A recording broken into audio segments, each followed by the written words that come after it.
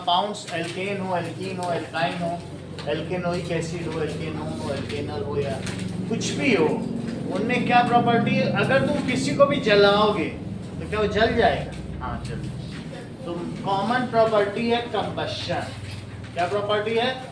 Even alcohol में भी आग लगाओ तो दिल पिक्चर में माधुरी दीक्षित और आमिर खान ने अल्कोहल में आग लगा के फेरे लिए थे और शादी की, शराब के चारों तरफ। सही है।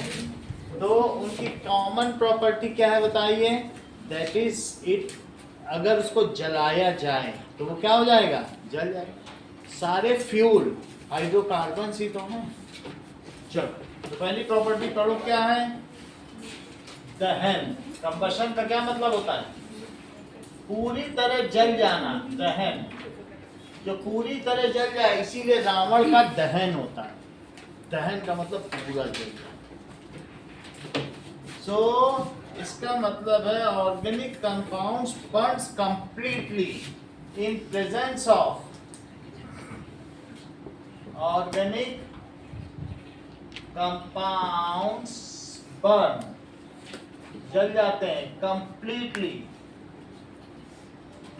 किसमें बोलो?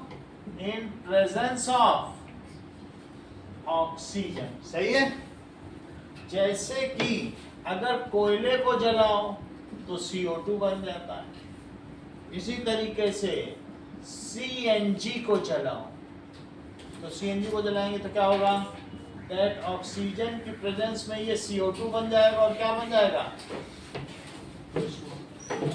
और इट गिव्स अस, क्या क्या देगा बताइए?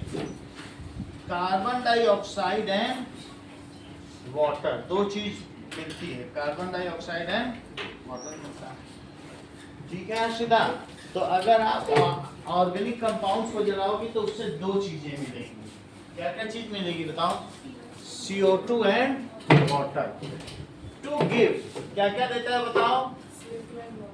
To give CO2 and water as final product. ये इसका फाइनल प्रोडक्ट है। अगर तुमने अपने घर के LPG को जला दिया, दैट इज C4H10, ये LPG, butane, liquefied petroleum. 85% butane है और 15% इथेन। तो क्या होगा? ऑक्सीजन से जलाओ तो बताइए क्या बनेगा? 4CO2 और यहां से चेक करो तो कितना हो गया? 5H2O। ज्योत्सना O को बैलेंस करो।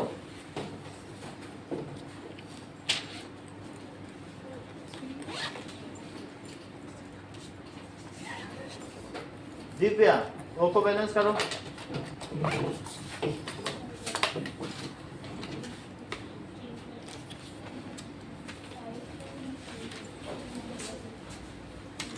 पलक करेक्ट। जैसा कि पलक ने कहा कि 13/2, कैसे इन्होंने ये चीज समझ ली? बोली 8 वो यहाँ, बहुत बड़ी बात है, 10th में हो गया, इतना अच्छा कर रही है।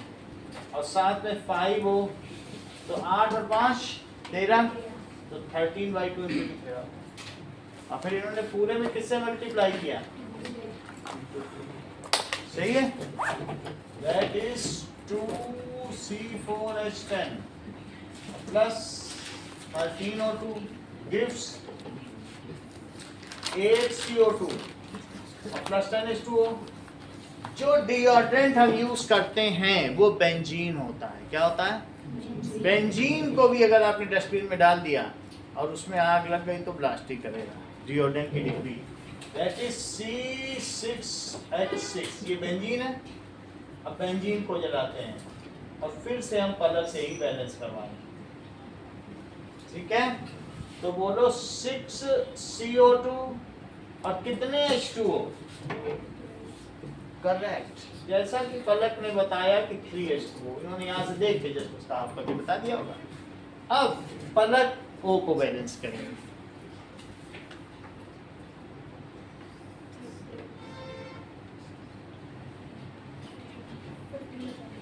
सही है, क्योंकि यहाँ 12O और यहाँ 3 हो, तो मिला के कितना हुआ 15/2। और अब हम इसमें किससे मल्टीप्लाई करते हैं 2 से, तो करो जरा 2C6H6 plus 15O2 gives 12 CO2 और प्लस 6 वाटर। करेक्ट। तो जो भी ऑर्गेनिक कंपाउंड्स नहीं जलते हैं उनसे हमें फाइनल प्रोडक्ट्स क्या क्या मिलता है, वाटर और CO2। ठीक। कभी तुमने ये देखा है कि पतीला दूध का चढ़ा हुआ हो गैस पर, तो तुम्हें यहाँ पर छोटे छोटे ड्रॉपलेट्स दिखाई पड़ते हैं, वो यही H2O है जो यहाँ से निकल रहा है, वातावरण का नहीं है, यहीं से जो निकल रहा वही यहाँ बाहर कैसे आ रहा है। बाहर कैसे आ रहा भाई जब LPG जलेगा तो वाटर बनेगा, वही तो वाटर है, फिर धीरे धीरे न्यूट्रेट हो जाएगा। बाहर क्या आ रहा है, इसी में से तो प्रोडक्ट है इसका, अंदर से बाहर थोड़े ना आ रहा है, बोल रहा हूँ प्रोडक्ट है इसका जो हाइड्रोकार्बन जल रहा है, तो क्या उसमें एकोमोडेट नहीं होगा, दूध से थोड़े ना निकल रहा है, मैं बोल रहा हूँ प्रोडक्ट है इसी। चलो आगे की चीज देखिए, क्वेश्चन पूछा गया है कि सम हाइड्रोकार्बन, ये कहा गया है कि कुछ ऐसा भी हो सकता है कि candle burns with flame, candle किससे जलती है, flame, but coal initially burns with flame but later on there is no flame, ये क्वेश्चन पूछा जाता है। बट कोल कैसा होता है बोलो, initially burns with flame but later on, बाद में क्या होता है, इट बर्न्स विदाउट फ्लेम, इसका क्या कारण है,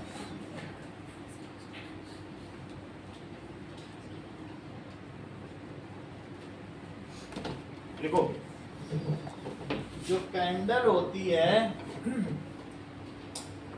देख लो कैंडल का फार्मूला देख लो, कैंडल पैराफिन वैक्स है, ये क्या है, पैराफिन वैक्स, इसी का दूसरा नाम है। ये C36, इसका डबल करो और फिर 2 जोड़ दो, ये इसका फार्मूला, सही। तो कैंडल जब जलाते हैं, when कैंडल बर्न्स, जस्ट इसी के नीचे लिखा गया है, और ये बहुत फेवरेट क्वेश्चन है कि कैंडल ऐसा क्यों जलती है और वो वैसा क्यों जलता है। तो लिखो आंसर, पेज हमारे में 69 है, अब नई बुक का बता रहा हूं, यही सर 69 देखो when candle burns it releases some, बोलो when candle burns, जब कैंडल जलती है so it releases some vapors which are inflammable, जो ज्वलनशील है, इससे जो वेपर्स निकलेंगी वो क्या होती है बताइए, ज्वलनशील है। It releases some vapours of, किसका, ऑर्गेनिक कंपाउंड, इसकी जो वेपर्स होंगे उनमें ये सब होगा, vapours of organic compound which are, आपकी फी नहीं आ रही है, आप फी लाओ, या तो फिर जब तक फी ना लाओ तब तक तो थोड़े दिन बताओ, ठीक है। विच आर, वो कैसी हैं, इनफ्लेमेबल, जो इसकी वेपर्स निकल रही वो कैसी हैं, ये देखो वेपर्स हवा में निकली, विक में से जब शुरू में जला दिया तो वेपर्स निकली, which are inflammable which catches fire in air so it releases flame. इसकी जो वोलाटाइल गैसेज, वोलाटाइल का क्या मतलब समझते हो, वाष्पीकृत होने वाली गैसेज, जो चीज जैसे आपको मालूम है हाथ में आपके हमने रखा था एसीटोन, क्या वो वोलाटाइल है, anything which easily vaporizable it is called volatile, it's volatile gases are inflammable. इसकी वोलाटाइल गैसेस कैसी हैं? बोलो, बात समझ में आ गई कि नहीं? अगर वोलाटाइल का मतलब anything which vaporizes is called volatile. But what ever vaporizes, is it a fuel? Yes, it is fuel and it catches fire in air. जो हवा में उड़ा वो खुद ही फ्यूल है और उसने वहीं आग पकड़ ली. बोलो, बात समझ में आ गई? तो इसलिए जो वेपर्स होती हैं वो कैसी हैं? इनफ्लेमेबल का क्या मतलब होता है? ज्वलनशील. इसका मतलब है कि it releases volatile gases which are inflammable. वो सेंटेंस ना लिखा हो तो ये अपने आप में पूरा फिर भी लिखा दे रहा हूं. It releases volatile gases which are inflammable. ठीक है? It catches fire in air. Air में कैचेस फायर कर लेगा and produces flame. अच्छा, ये तो कैंडल की बात हुई. जबकि कोल में क्या होता है? सो कोल कंटेन्स, कोल कार्बन होता है, मेनली कार्बन. मेनली उसमें क्या है? But some percentage of volatile gases. Volatile का मतलब है वेपराइजेबल, जो वेपर में बदल जाए.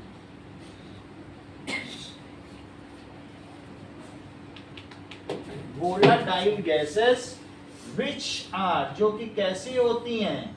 इन फ्लेमेबल, वो जलती हैं. ऐसा होता है. सो व्हेन कोल बर्न, सो शुरू में वो गैस निकलेगी, थोड़ा बहुत फ्लेम देगी, जब वो खत्म हो जाएगी तो फिर कोयला जलने लगेगा.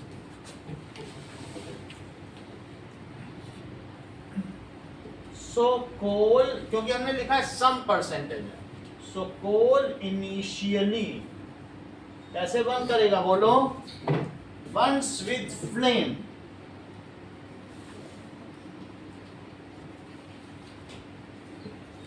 When these volatile gases exhausted, खत्म हो जाएंगी, then it burns without flame.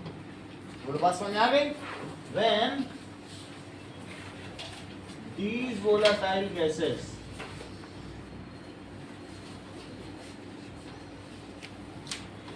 ठीक है are exhausted, खत्म हो जाती हैं, then coal burns without flame.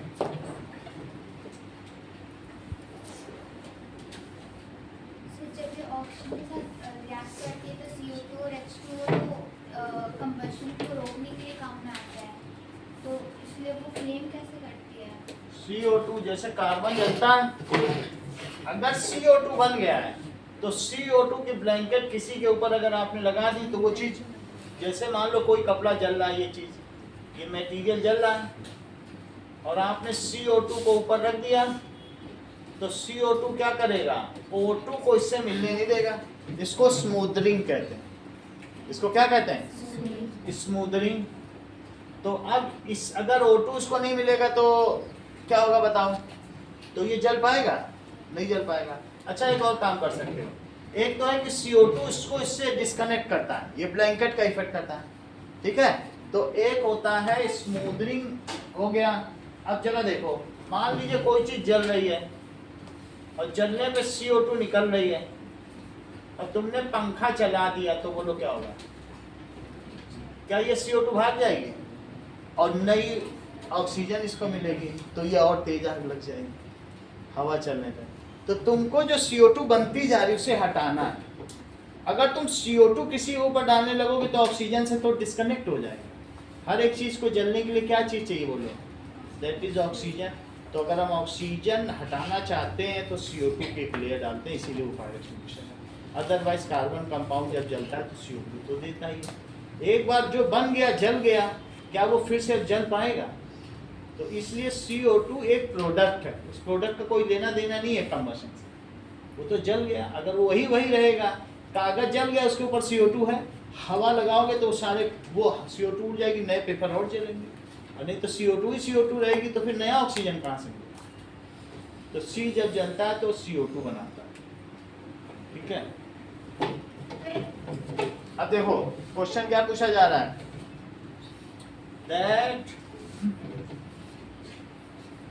ऑक्सीएसिटिलीन gas is used for welding. इसका रीजन बताओ। रिश्का तुम अभी आई है, तुम्हें मालूम होगा। Oxyacetylene gas is used for welding. बताओ, ये सब बच्चे जानते हैं, तुम क्यों नहीं जानती? बताओ। तुम्हारी मम्मी ने तो कहा था कि डांसिंग क्लास छोड़ दी है, ये तुमने पकड़ ली क्या? तो फिर क्यों डेली लेट होती हो? मम्मी से बात करना पड़ेगा, डेली क्यों लेट हो रही है? हर रोज कभी 3 मिनट कभी 5 मिनट डेली लेट हो रही, क्यों रहती? यहीं घर ले लो, बात करो आसपास। चलो, क्वेश्चन क्या पूछा गया है? ऑक्सीएसिटिलीन गैस का यूज किया जाता है किसके लिए बोलो? वेल्डिंग के लिए। Important question. एसिटिलीन वर्ड तो तुमको पता है, एसिटिलीन किसे कहते हैं? Oxyacetylene gas is used for welding. जो कोई एक सिलेंडर बाजार में मिलता है, किसी वेल्डर के यहाँ तुम गए तो ऐसे सिलेंडर होता है, और उसी में से यहाँ पर होज होता है, होज से वो गैस देता है यहाँ पर वेल्डिंग पार्ट में। अच्छा, इसमें C2H2 है, ठीक है, और चाहे तो प्लस एयर कर दें और चाहे तो प्लस O2, तो ये ना करके ये कर ऐसा। Oxyacetylene is used for welding and not the mixture of acetylene with air. And not the mixture of, ठीक है, acetylene and air। देखो कुछ लोगों को ये क्वेश्चन नहीं समझ में आएगा तो पहले समझो हमको, तब तो मैं आंसर दूं। सर एक चीज़ पूछना है। बोलो सर वो पिछले चैप्टर में थर्माइट रिएक्शन में था ना, तो वो भी तो वेल्डिंग करने का काम आता है, वो क्या है? थर्माइट रिएक्शन है तो उसमें क्या होता है कि वो वेल्डिंग करने के काम में आता है। एल्यूमिनियम पाउडर को आप क्या करते हैं बताइए, Fe2O3 के साथ या किसी के भी ऑक्साइड के साथ एल्यूमिनियम पाउडर डाल दो तो वो जो रिएक्शन होती है वही थर्माइट रिएक्शन है। MnO2 वाली भी थर्माइट है, Fe2O3 वाली भी थर्माइट, सही। चलो, ये बहुत अच्छा क्वेश्चन पूछा, अब इसी पे आगे देखो। ये मुझे बताओ कि एसिटाइलिन क्या होता है? Acetylene that is C2H2। अब मुझे बताओ कि जो C2H2 है और C2H6 है, तो बोलो कार्बन परसेंटेज इसमें ज्यादा है किसमें? बताओ, इथेन में ज्यादा है कि इथाइन में? ये इथाइन है और इथेन है। इथेन में देख लो 33% है, 1:3 का रेशो है, और इसमें 1:1 का, इसमें 50% कार्बन है, उसमें 33% कार्बन है। तो लिखो एसिटाइलिन कैसा है बोलो? एस कितना परसेंटेज है? High percentage of carbon. ज्यादा है कि नहीं? देखो S high percentage of carbon.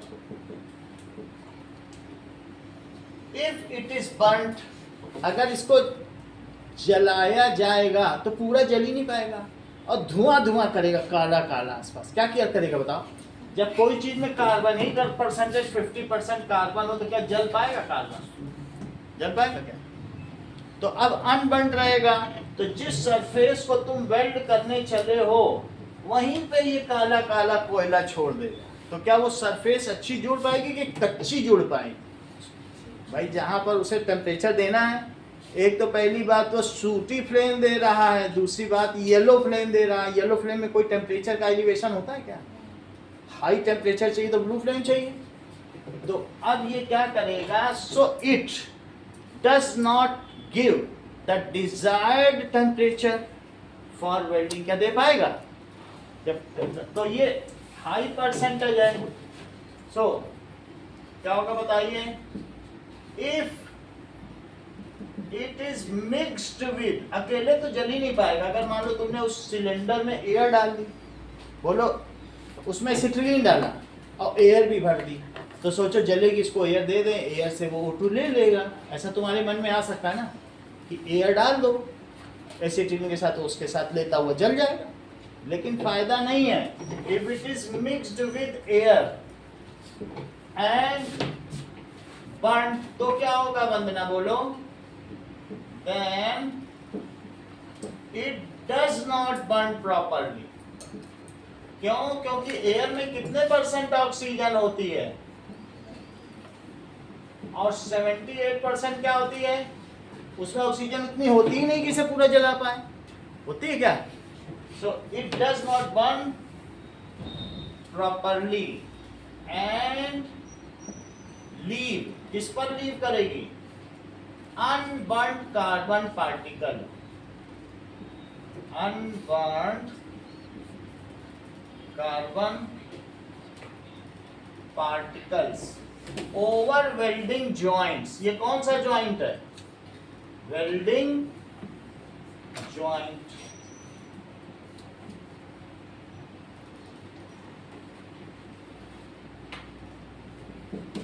Also, it cannot give the necessary elevated temperature for welding। जब येलो फ्लेम आएगी तो उससे क्या टेम्परेचर मिलेगा? Also, it cannot give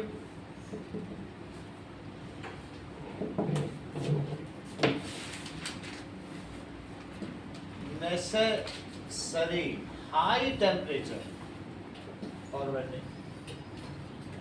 जबकि दूसरी ओर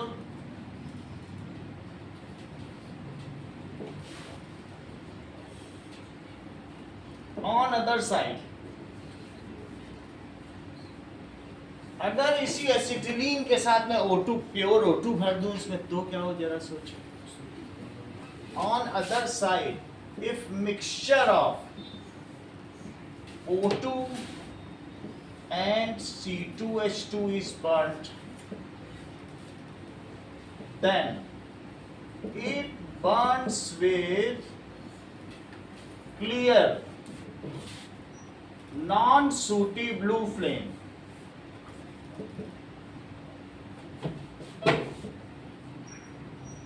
ठीक है, and secures the joint properly। अच्छी तरह joint properly करें, सही है, and secures the joint। दोनों बात समझ में आई जस्मिता? तुमको थोड़ी बात समझ में आई? फिर से एक बार समझ आ गई ना पूरी बात? समझो इस चीज को कि इस गैस के साथ मैं एयर नहीं मिला रहा हूँ। एयर क्यों नहीं मिला रहा हूँ? क्योंकि एयर में ऑक्सीजन उतनी होती ही नहीं है। अगर तुम हॉस्पिटल में हो, एक व्यक्ति ने क्या किया, नाइट्रोजन और ऑक्सीजन का मिक्सचर जा रहा था पेशेंट के, उसने दया करके नाइट्रोजन बंद कर दिया और ऑक्सीजन फुल चालू कर दिया। बोलो उस पेशेंट का क्या हुआ? पूरी बॉडी में से आग निकलने लगी। ऑक्सीजन से दहन होता है, तुम्हारी बॉडी में जितना ग्लूकोज है ना, वो पूरा का पूरा इतनी तेज मेटाबॉलिज्म करेगा कि धुआं निकलने लगेगा, काली पड़ गई बॉडी, वहीं मर गई। 1% ऑक्सीजन बन जाए, बढ़ जाए हवा में, हालत खराब हो जाए, जीना इतना गर्म हो जाए बॉडी का टेम्परेचर। 21% अचानक बढ़ने पे नहीं होता है, धीरे धीरे हमें कस्टम हो गए। पहले थी 22% ऑक्सीजन जिस समय ये राणा प्रताप, उस समय उनकी बॉडी का आकार देखो कितना बड़ा बड़ा है मेहरान। थोड़ा बहुत होने से कोई चीज समझ में आ गई बात की नहीं? आगे देखो, तो हमें अगर एसिटिलीन को प्रॉपरली जलाना है तो कम ऑक्सीजन में बात नहीं बनेगी। हमको ज्यादा देंगे ऑक्सीजन, प्योर ऑक्सीजन देंगे तो जल पाएगा, और जलेगा तो काला धुआं नहीं छोड़ेगा। अब पूरी ब्लू क्लीन फ्लेम मिलेगी। फुल ऑक्सीजन दोगे तो पूरा जलेगा, और जहाँ ज्वाइंट कर रही हो क्या वहाँ काले पार्टिकल रह जाएंगे?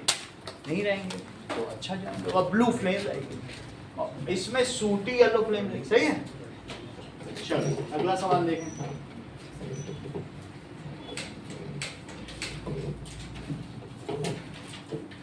नेक्स्ट क्वेश्चन देखिए, तो वो देखो मैंने बॉक्स वाला काम करवा दिया। Why do substance burn with or without flame? So those substance which has volatile inflammable gases burns with flame, but those substance which do not have volatile inflammable gas burns without. ये question भी लिख लें.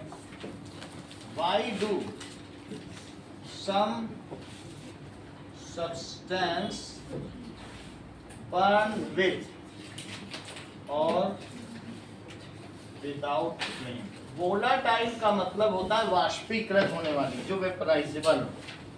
So some substance while burning क्या release करते हैं Divya?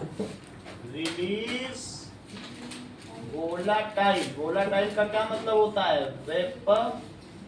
वेपराइजेबल inflammable gas.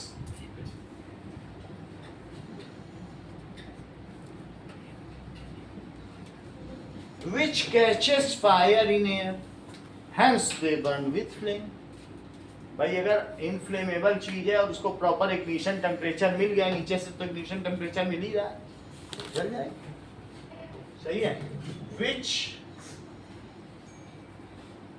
catches fire in air, hence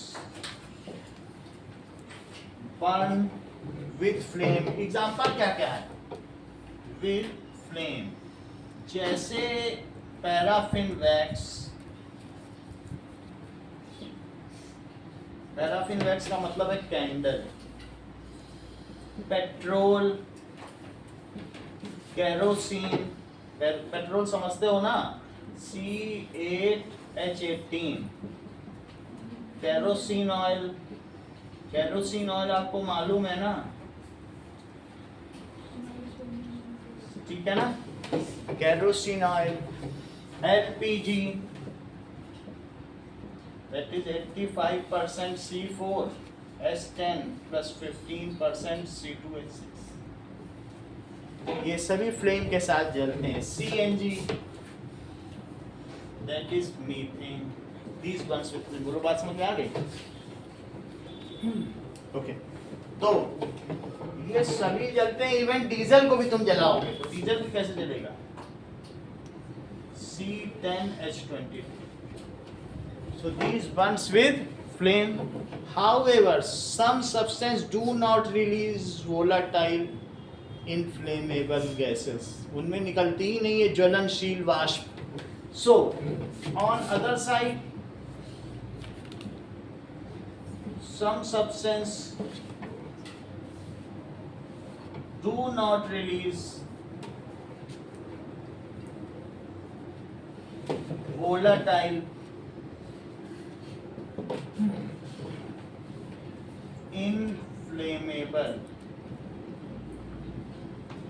gases, so they do not produce flame.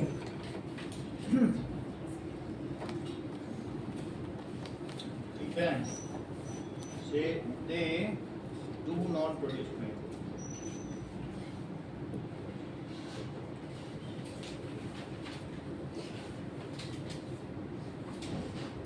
इसका example है pure carbon, that is Coke. अगर कोक को जलाओगे कोई फ्लेम नहीं आएगा. अब देखो अगला क्वेश्चन है, how the coal and petroleum are formed. अगला बॉक्स देखो.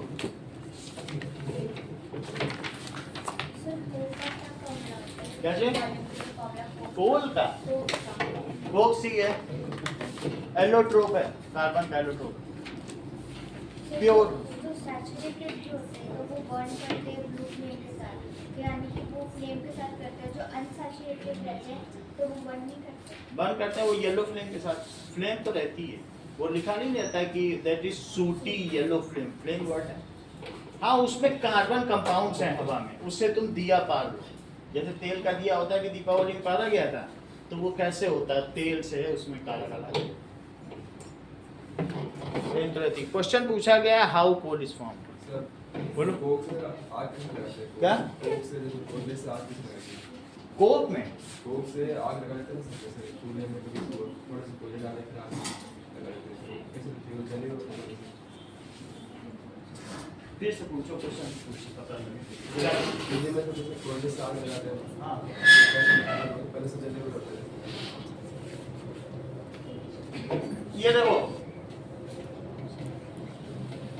ये चीज है, दैट इज, अगर किसी डिब्बा बंद में तुम लकड़ी डाल दो, डिब्बा बंद में जैसे कि आप उसे जला दो और पूरा बंद कर दो, तो लकड़ी काली पड़ जाएगी लेकिन पूरी नहीं जलेगी, उससे कोल बनता है, उसको कहते हैं वुड कोल।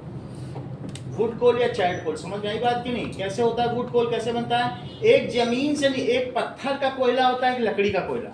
तुम जो जमीन से निकालते हो वो पत्थर का कोयला, लेकिन ऐसा भी कोयला बाजार में होता है जो बिल्कुल हल्का होता है, देखा है? एक भारी कोयला होता है और एक कैसा होता है, हल्का कोयला, लकड़ी से बनाया जाता है। और वही लकड़ी का कोयला सब ये लोग इस्तेमाल करते हैं जो बारबेक्यू बनाते हैं।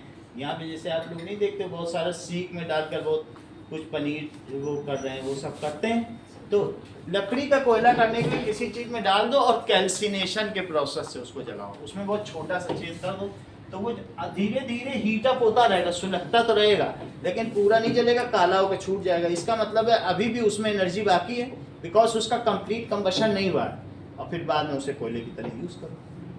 अब हम बात करते हैं पत्थर का कोयला कैसे बना, हाउ कोल इज।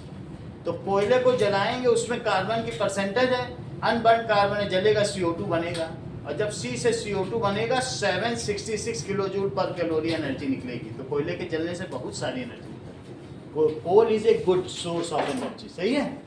चलो 12 ग्राम कोयले को जलाओगे 766 किलो जूल एनर्जी, 1 मोल कोयला, बहुत बड़ी बात है, ठीक है। क्वेश्चन क्या पूछा गया बताओ, हाउ कोल इज फॉर्म, फिर देखेंगे हाउ पेट्रोलियम, अगला बॉक्स बुक का, हाउ कोल इज फॉर्म। अच्छा, जब अर्थ थी शुरू में तो उसमें कुछ डिप्रेशंस भी थे। डिप्रेशन में ऐसे दिखा रहा हूं, ऐसे गड्ढा नहीं है अर्थ में, लेकिन कहीं ना कहीं तो गड्ढे होंगे, और उस गड्ढे में वो मार्शी लैंड थी। कैसी लैंड थी बोलो? मार्शी लैंड का मतलब होता है दलदल, और दलदल जहाँ पे बहुत सारा पानी हो, ठीक है। Now there were some low lying area, बहुत यहीं पर है जहाँ बाढ़ आ जाती, बिहार में लो लाइंग एरिया है, वो समुद्र तल से 600 मीटर ऊंचाई पर है, और जोधपुर 2000 की है।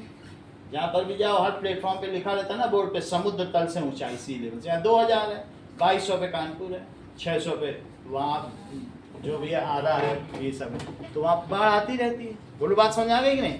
तो इनिशियली कब बोलो, 300 million years ago there were low lying area with marshy land. कैसा था देखो इस चीज को, 300 million years ago there were low lying marshy land, ऐसी बहुत सी जमीनें थी, हैविंग डेंस फॉरेस्ट। कैसे जंगल थे? It is estimated at that time a large asteroid, बहुत बड़ा किलोमीटर लंबा एस्टेरॉइड धरती से टकरा गया। तो बोलो अब इसके ऊपर जब टकराया होगा तो क्या यहाँ आसपास की मिट्टी इसको ढक नहीं ली होगी? एस्टेरॉइड होगा तो फिर पूरी धरती हिल गई, और उससे क्या हुआ, वो जंगल दब गए, जो लो लाइंग फॉरेस्ट थे वो सारे क्या हो गए, दब गए। एट दैट टाइम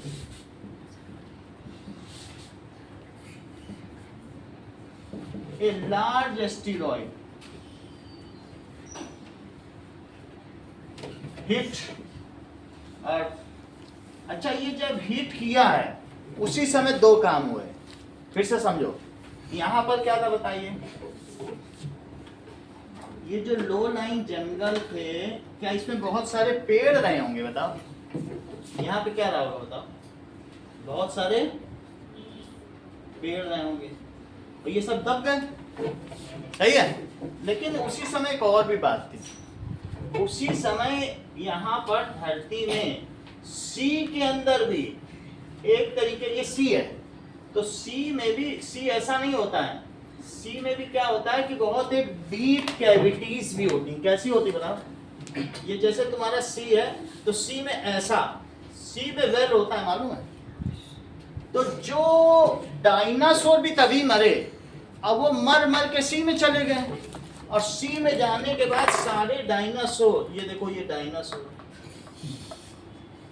अब वो उसी सी वेल में चले गए होंगे क्या? कहाँ चले गए बताओ?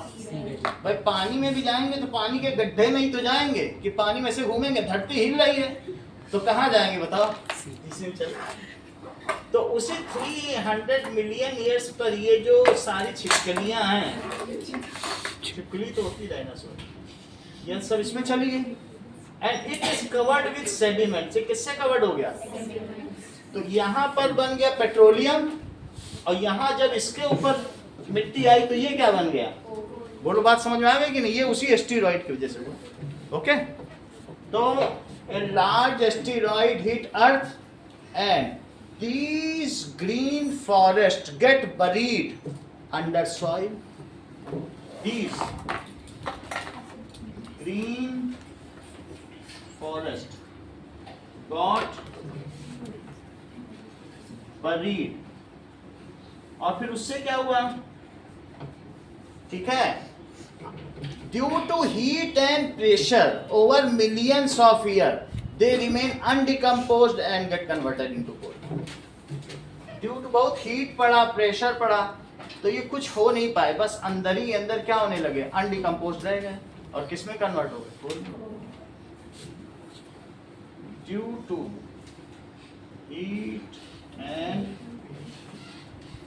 Pressure these remain,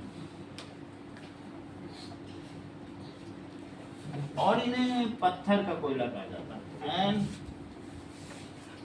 converted into coal, क्योंकि जब इसकी माइनिंग की जाएगी तो थोड़ा तो इसमें मिट्टी भी आएगा, और जो लकड़ी से जलाओगे तो बिल्कुल हल्का होगा। लकड़ी का कोयला देखा है मेरे पास रखा, आपको तो दिखाया है ना सबको, ठीक है, बहुत हल्का होता है। और जबकि पत्थर का कोयला कैसा होता है? वो भारी होता है।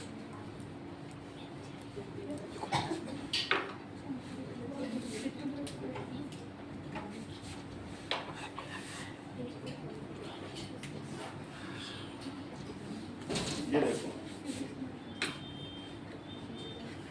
ये कितना हल्का है, पीछे दे दो, ये देखो इट इज सो लाइट। ये लकड़ी से बनाया है, किसी डिब्बे में बंद कर, और पत्थर वाला भी तो तुमने उठाया ही होगा, हर व्यक्ति को कोयला तो उठाता ही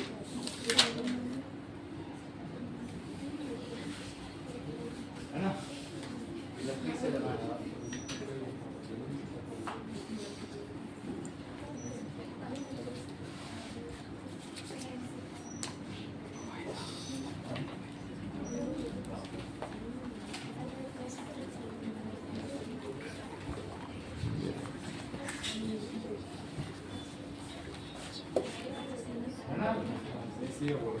ये लकड़ी का है, लकड़ी से बनाया है, जिसमें में बस करके कैल्सिनेशन प्रोसेस, तो जमीन से निकाल के भारी होता है,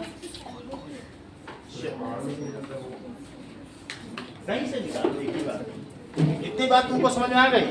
and get converted into it. चूंकि ये जीवित चीज से बना है इसलिए इसको फॉसिल फ्यूल कहते हैं, जीवाश्म ईंधन, जीवों का अंश है। ये क्या कहलाता है? It is called, it is dead remain of something which was alive in remote past.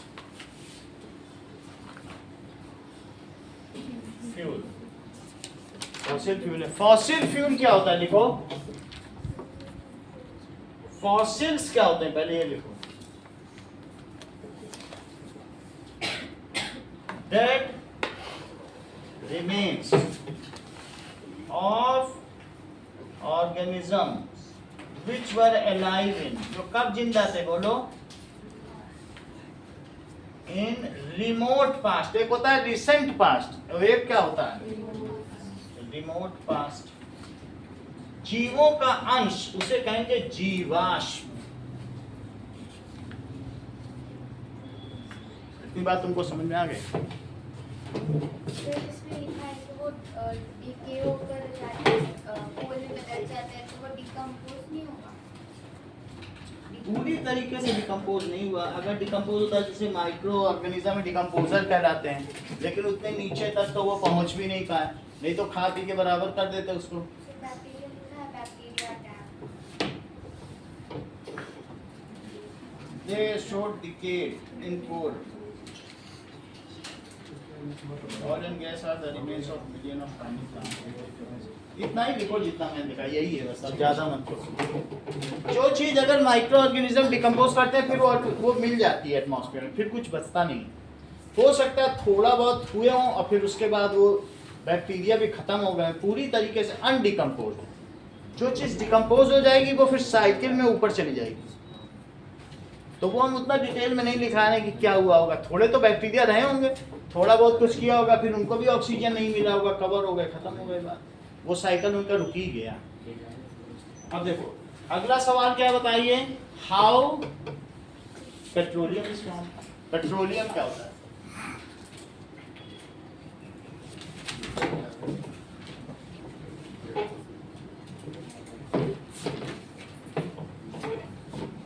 चलिए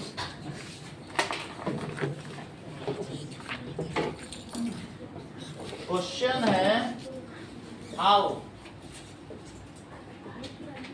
पेट्रोलियम इज फॉर्म। देखो 300 बिलियन years ago क्या हुआ होगा बोलो? when asteroid अटैक, उल्का पिंड, एस्टेरॉइड का क्या मतलब होता है? उल्का पिंड attack on earth, then there was catastrophe and mass excavation। उस समय प्रलय आ गई, कैटास्ट्रोफ, और पूरी तरीके से धरती विलुप्त हो गई प्राणियों से, मास एक्सकेवेशन।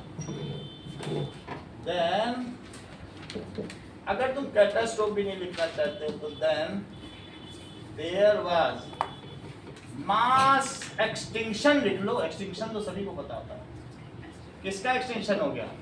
ऑफ मैमथ्स, लार्ज प्राणी जैसे डायनासोर।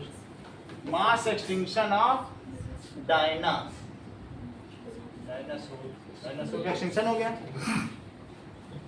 दे गेट बरीड, वो कहां चले गए बोलो? They get buried under sea bed in large sea wells. these get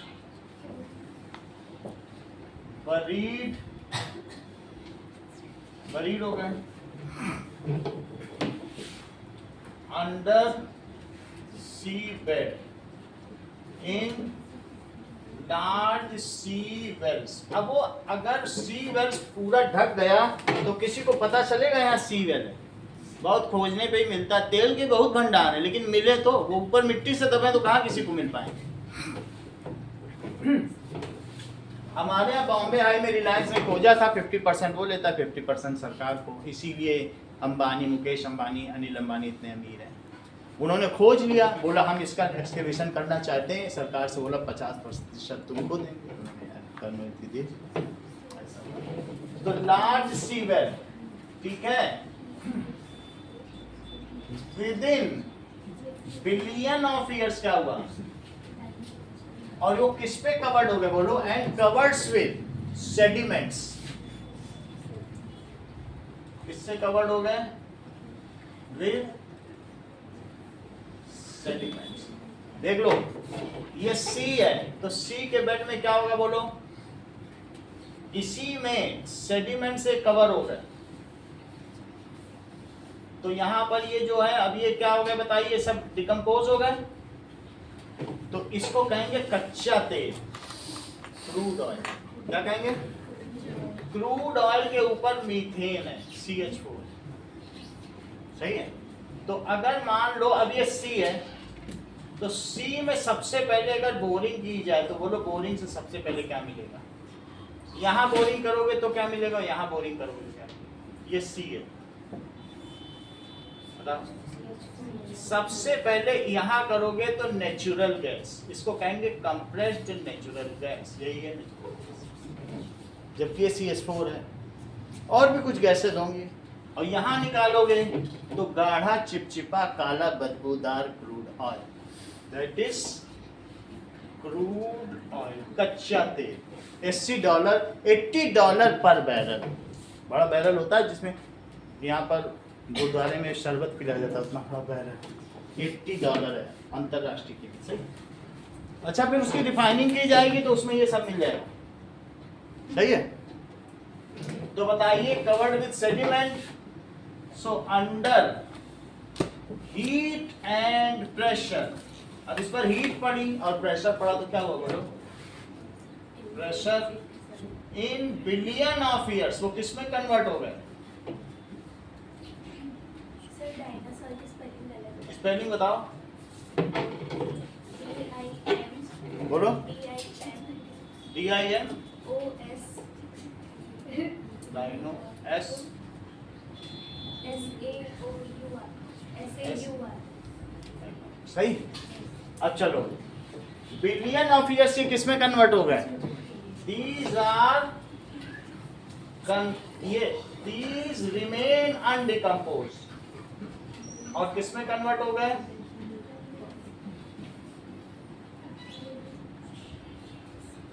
and converted into crude oil. किसमें हो गए? क्रूड ऑयल, या इसको क्या कहते हैं? पेट्रोलियम। पेट्रो का क्या मतलब है? पेट्रो का क्या मतलब है और ओलियम का क्या मतलब है? पेट्रो का मतलब रॉक और ओलियम का मतलब ऑयल। तो ये चूंकि रॉक को पेनिट्रेट करके निकाला जाता है, इसलिए इसका दूसरा नाम क्या है? Rock oil. वर्ल्ड का सबसे ज्यादा रिफाइनरी किस देश में? करेक्ट, इंडिया में। भारत में इतना तेल नहीं है, हम अपनी जरूरत का सिर्फ 30% ही तेल जमीन से निकाल पाते हैं, 70% हमें मंगाना पड़ता है, लेकिन उससे ज्यादा कमाई हम रिफाइनरी से कर लेते हैं। दुनिया को से हम कच्चा तेल लेते हैं और पूरी दुनिया को रिफाइंड ऑयल हम ही देते हैं। हमारे यहाँ ही अंबानी और अडानी है और इतना मोटा मुनाफा कमाते हैं, अगर हम रिफाइन ना करें तो दुनिया का काम बंद हो जाए। Though we are less producers of crude oil but we only refine, हम 10 में लेते हैं तो 50 में बेचते हैं। तो सबसे ज्यादा वर्ल्ड की रिफाइनरी कहाँ है? पूरा यूरोप भारत से ही रिफाइंड ऑयल लेता है, भारत का रिफाइंड ऑयल सबसे अच्छा होता है। क्या? रशिया से पेट्रोल लेते हैं। रशिया से जो हम क्रूड ऑयल लेते हैं वो हम पेट्रोल कभी किसी देश से नहीं लेते हैं, पेट्रोल तो हमारे खुद ही हम लोग बना देते हैं। रशिया से जो हम कच्चा तेल लेते हैं ना, वो उसका पूरा का पूरा रिफाइन करके यूरोप को देते हैं और डीजल यूक्रेन को दे देते हैं। रशिया से लेके हम यूक्रेन को दे रहे हैं, जबकि उन दोनों देशों में लड़ाई चल रही है। समझ में आ गई बात कि नहीं? इस तरीके से वर्ल्ड में जो पेट्रोलियम है हम हमारे लिए वो फ्री पड़ रहा है, क्योंकि रास्ते में तुमको बड़े बड़े सिलेंड्रिकल स्टील के रिफाइनरी मिल जाएंगे, कहीं भी जाओ बड़े बड़े रिफाइनरी नहीं मिल जाते हैं स्टील के, तो वो उसको कहते हैं रिफाइनिंग कॉलम। क्या कहते हैं बताओ? अब जरा कुछ चीजें और देखो, तो इसमें हम सबसे पहले क्या डाल रहे हैं बताओ? यहाँ पर पाइप से इसको रिफाइनिंग कॉलम कहते हैं, क्रूड ऑयल डाला। क्या डाला? क्रूड ऑयल को यहाँ पर हमने एक फर्नेस है इसमें गर्म किया, इसको कहेंगे फर्नेस। फर्नेस समझ में आई? अब जरा चीजों को देखो, क्या इससे फिर क्रूड ऑयल से जब ये क्रूड ऑयल यहाँ भरा है तो उसके वेपर्स उड़ेंगे क्या? जो वेपर, कुछ वेपर जो होते हैं वो बस वेपर उड़े और यहीं कंडेंस हो गए। वेपर उड़े लेकिन यहीं कंडेंस हो गए, तो बोलो जब कंडेंस हो जाएंगे तो क्या यहाँ से गिरने लगेगा? उसको फ्रैक्शनल डिस्टिलेशन कॉलम कहते हैं। यहाँ हमने इसको कर दिया, ये C50H102 जिसको कहेंगे एस्फाल्ट, इसका क्या नाम है? एस्फाल्ट है, इससे रोड बनाई जाती है। जो काला काला पड़ता है ये वही है चारकोल। इसके ऊपर और ऊपर उठा तो जो और ऊपर उठा भाई, जिसका वेपराइजेबिलिटी ज्यादा है वो और ऊंचा उठ जाएगा। वो कहेगा नहीं हम तो नहीं कंडेंस होते, हम तो ऊपर जाएंगे। तो वहां पर फिर हमने क्या किया बताइए? दैट इज C34H70, इसको कहते हैं दैट इज वैसलीन, जो हम लोग पैर में लगाते हैं वो चीज है, या इसे पैराफिन वैक्स कहते हैं। क्या कहते हैं? Paraffin wax. इससे कैंडल बना ली जाती है। अच्छा, और ऊपर भी उठा जो और भी ज्यादा वेपराइजेबल है, उससे हम लोग ATF बना लेते हैं, एविएशन टरबाइन फ्यूल। क्या बना लेते हैं? Aviation turbine aviation turbine turbine fuel. इसका फार्मूला C17H, डबल करके दो जोड़ो, सही। इसी का दूसरा नाम के ऑयल भी है। मिट्टी का तेल, घासलेट, कुछ लोग घासलेट बोलते हैं, मराठी घासलेट बोलते हैं, कुछ लोग यूपी वाले मिट्टी का तेल, सही, क्योंकि मिट्टी से निकलता है। इससे भी ऊपर चले जाएं तो बोलो क्या होता है? अब इसको भी इकट्ठा करो, सबको इकट्ठा करते जाओ, सही। तो बोलो यहां से जो होगा, अब डीजल, डबल करके दो जोड़ दो, इसको क्या कहेंगे? डीजल। और ऊपर चले तो बोलो क्या मिला? C8, डबल करके दो जोड़ो, 8 2 16 18, पेट्रोल। क्या मिल गया? अच्छा, और ऊपर चलो तो पेट्रोल के ऊपर क्या मिल गया? C7, 7 2 14 2 16, gasoline. कपड़ों को ड्राई क्लीन करा दो, साड़ी को, सूट को, दैट इज गैसो। बोलो बात समझ आ गई? और ऊपर चले तो LPG, दैट इज C4H10, इसको कहेंगे लिक्विफाइड पेट्रोलियम गैस। और ऊपर चले तो वहां मीथेन, CH4, जिसको CNG भी कह सकते हैं, लेकिन वो CNG वहां से मिलता है। तुमको पूरा बात समझ में आ गया? बाई रिफाइनिंग, इसकी रिफाइनिंग करी, refining of crude oil, whatever we get are called petrochemicals. तो इन सभी का नाम क्या है? बोलो बात समझ में आ गई? पेट्रोकेमिकल की डेफिनेशन आएगी, लिख लोगे? By refining of crude oil, कच्चे तेल के संशोधन से जो भी रासायनिक पदार्थ हमको मिलते हैं उनको पेट्रो रसायन या पेट्रोकेमिकल कहते हैं। देखो इस चीज को बाई, हाँ बोलो। एस्फाल्ट, इसको क्या कहेंगे? एस्फाल्ट। जो जमीन में कोलटार होता है ना, उसके ऊपर बिल्कुल महीन महीन जो डाला जाता है लास्ट में, वो होता है। काला काला नहीं होता। एक तो कोलटार है, कोलटार से बनाया जाता है, लेकिन फिर ऊपर हल्का हल्का छिड़का जाता है जिससे करने, वो होता है। अब देखो, बाय रिफाइनिंग ऑफ, किसके रिफाइनिंग से? Of crude oil, what ever, ठीक है, केमिकल्स वी गेट, जो जो तुम नोट कर रही हो कि नहीं नोट कर रही हो? कहाँ कर रही हो?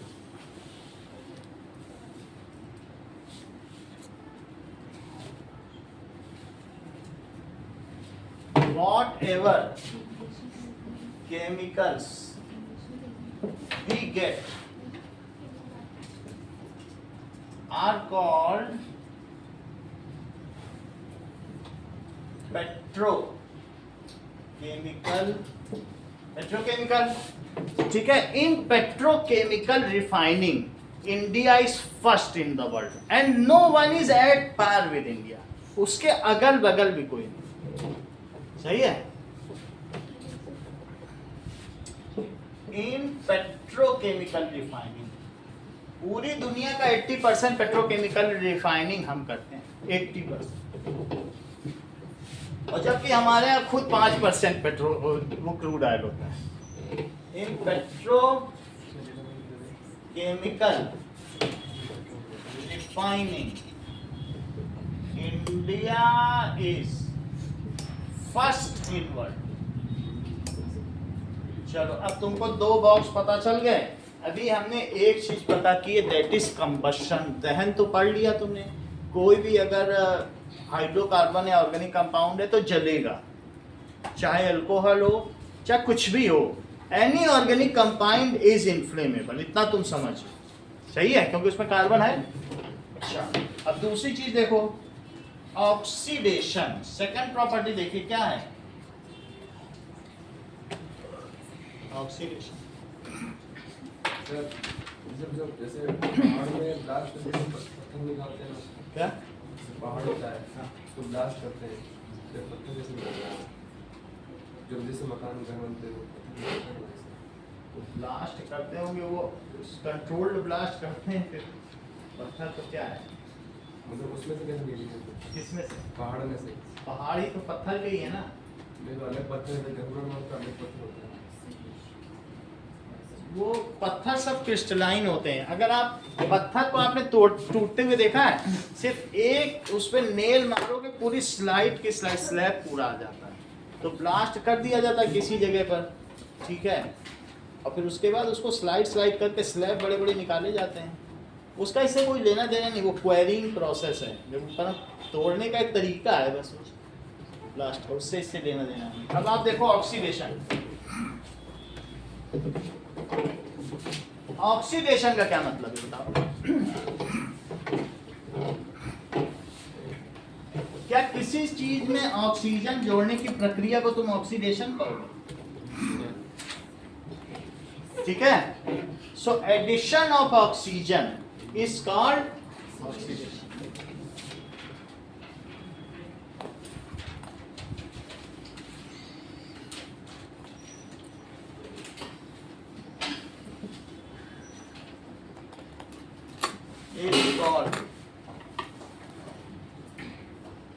ऑक्सीडेशन। चेक करो, मान लीजिए तुम्हारे पास इथेन है,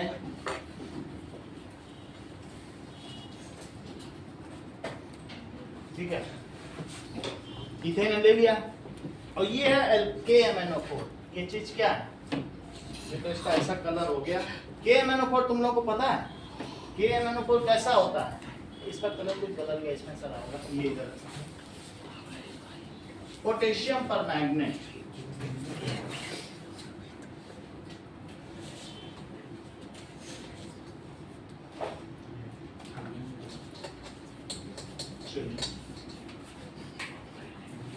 तो ये देखो,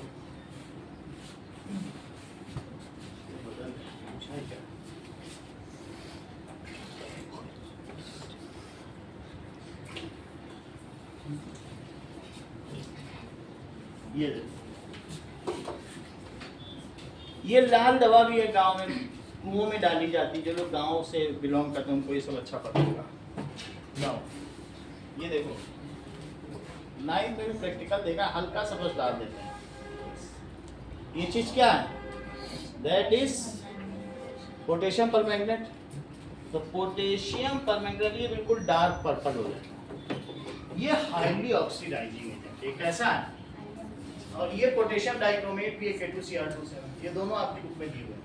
तो एक ये है और एक ये, दोनों देख लो।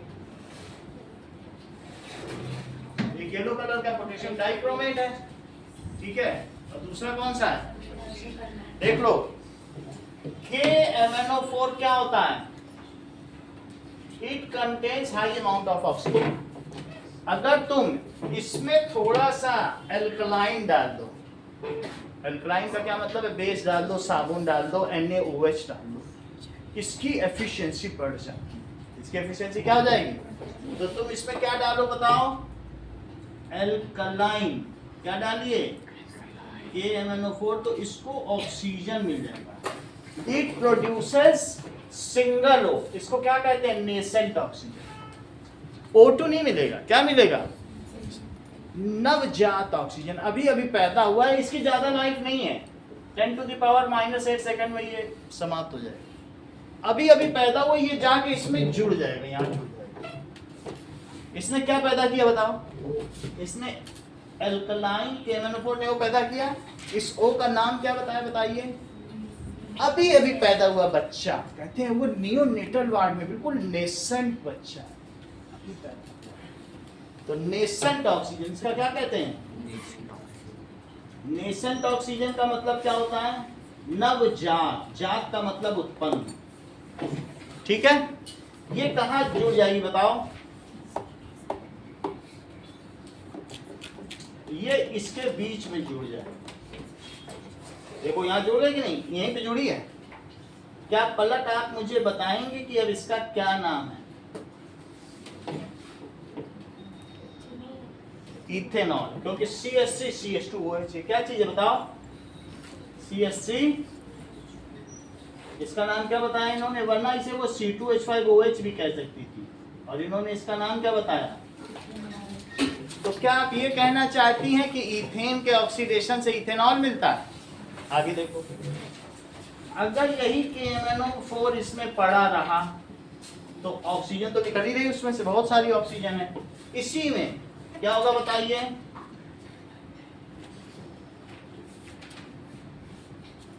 एक OH और जुड़ जाएगा। बोलो बात समझ में आई? लेकिन किसी भी कार्बन पर 2 OH परमिटेड नहीं है, तो इससे क्या चीज निकल आएगी बताओ? H2O बाहर निकल जाएगा। एक OH था, एक OH और आ गया, तो अब बोलो इसमें से अगर H2O निकल गया तो वंदना अब क्या होगा बोलो? क्या इस पे 2 बॉन्ड हो गए रेसिडुअल वैलेंसी? तो दोनों इसको सेटिस्फाई करें। क्या करो? इस सी पे अब क्या हो गया बताइए? देखो यही डबल बॉन्ड इस पे लग गए और इस पे एक H भी है। ये चीज सरोज क्या हुई?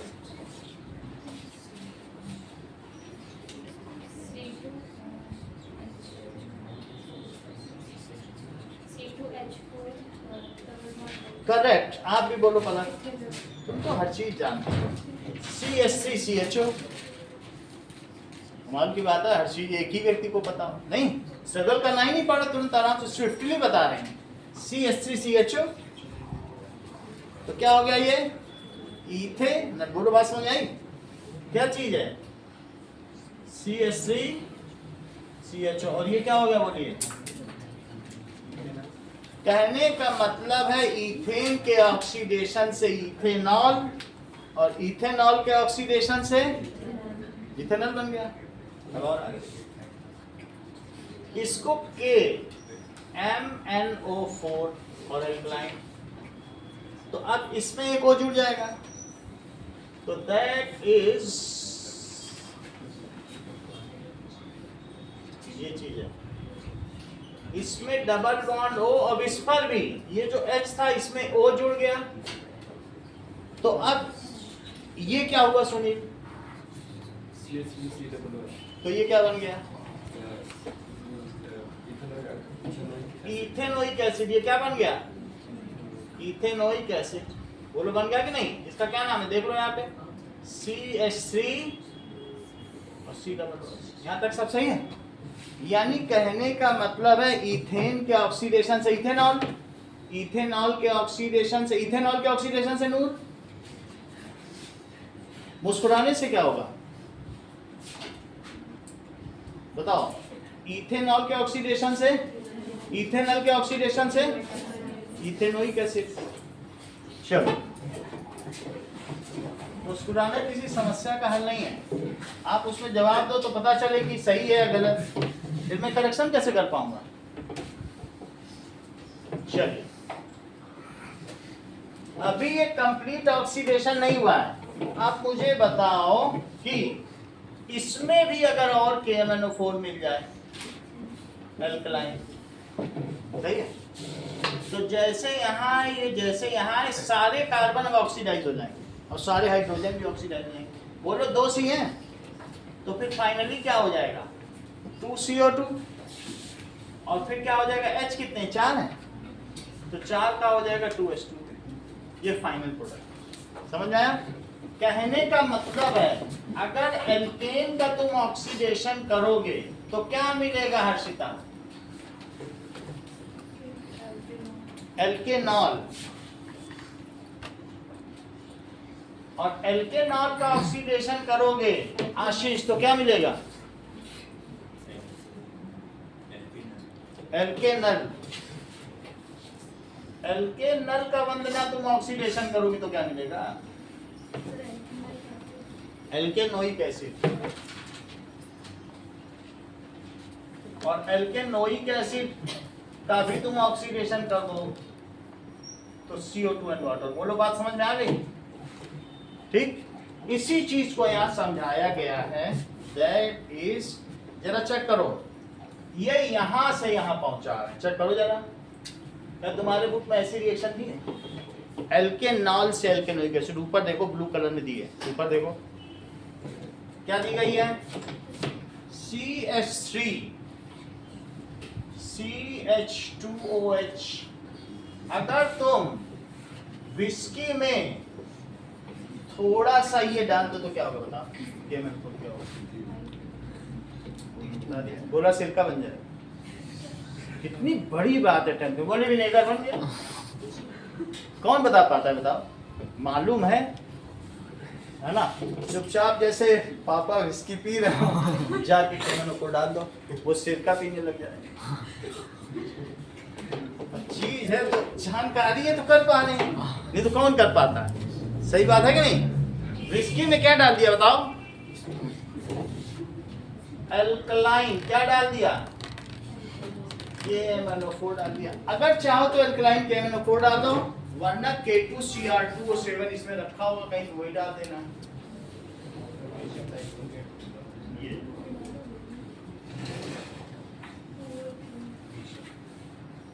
दैट इज K2 पढ़ो K K2Cr2O। देखो ये दूसरी चीज ऐसे पढ़ो, क्या लिखा है? K2Cr2O7, ये देखो सही है। तो K2Cr2O7 भी डाल सकते हैं, तो क्या होगा बताइए? या ये, लेकिन जब ये डालना तो इसमें थोड़ा एसिड डालना, नींबू निचोड़ देना, या HCl डाल देना। इसमें डालना NaOH, बेस डाल देना या साबुन डाल देना। अब इसमें क्या डालोगे? Acidified K2Cr2O7। जरा इसका नाम समझिए, पोटेशियम डाइक्रोमेट। इसका क्या नाम है? और इसका क्या नाम बताया? Potassium permanganate. और इसका क्या नाम है बताओ? Potassium dichromate. इस पर केस बेस्ड क्वेश्चन भी आएगा। इस पर बहुत सारे क्वेश्चन आएंगे, बहुत इंपॉर्टेंट रिएक्शन इस पूरे चैप्टर की। मैं तो अच्छे से बताऊंगा। अच्छा बताओ, इससे बनेगा तो क्या बन जाएगा? यहाँ पे देखो, ये ROH है और ये क्या बन जाएगा? R। चलो तो इससे बनाओ, एक C डबल OH बना लेगा, तो क्या नाम पड़ेगा बोलो? सही है, यही रिएक्शन दी आपकी बुक में। चलो, और किसी की बुक में एक, किसी की बुक में दूसरी दी थी, तो यही है क्या? H2O नहीं लिखा किसी की, बैलेंसिंग थी किसी की। चलो कोई बात नहीं, क्योंकि बैलेंस्ड नहीं है। चलो ऐसे दिया तो हम भी ऐसे ही करेंगे, ठीक है? बैलेंस करने के लिए मैं O यहाँ लिख के H2O एक्स्ट्रा लिख देता तो हो जाता। देखो यहाँ 6 है और यहाँ पर मैं एक्स्ट्रा O लिख दूं तो H2O एक्स्ट्रा लिख दूं, हो जाएगा भाई। यहाँ पर O एक है ना, सही है, और मैं इसी में O2 लिख दूं तो एक O इसके लिए हो जाएगा, H2 हो जाएगा। नहीं क्या तो कोई बात नहीं, आगे होगा तो देख लेंगे। तो तुमने क्या देखा बताइए कि एनी केमिकल सब्सटेंस विच ऑक्सीडाइजेस अदर केमिकल, उसे क्या कहते हैं? करेक्ट। जैसा सुनील ने बताया ऑक्सीडाइजिंग एजेंट, ये उन्होंने अगली लाइन पढ़ के बताया होगा, अपने मन से तो इतना टैलेंट नहीं है इनके पास। पढ़ लिया था, उसमें लिखा ऑक्सीडाइजिंग एजेंट। अगली लाइन पढ़ ली भाई बुक की, क्या पढ़ा बताइए? ये क्या है बताओ? ये ऑक्सीडाइजिंग एजेंट है कि ये? दोनों ही। क्योंकि दोनों ऑक्सीजन देते हैं, एक में 7 ऑक्सीजन है तो एक में 4। तो लिखो any chemical substance, any chemical substance which add oxygen, किसी में जोड़ दे, ठीक है, या रिमूव हाइड्रोजन भी करा सकता है, लेकिन हमारे कॉन्टेक्स्ट में आनी तो मैं एक नहीं लिखा, add oxygen to some substance.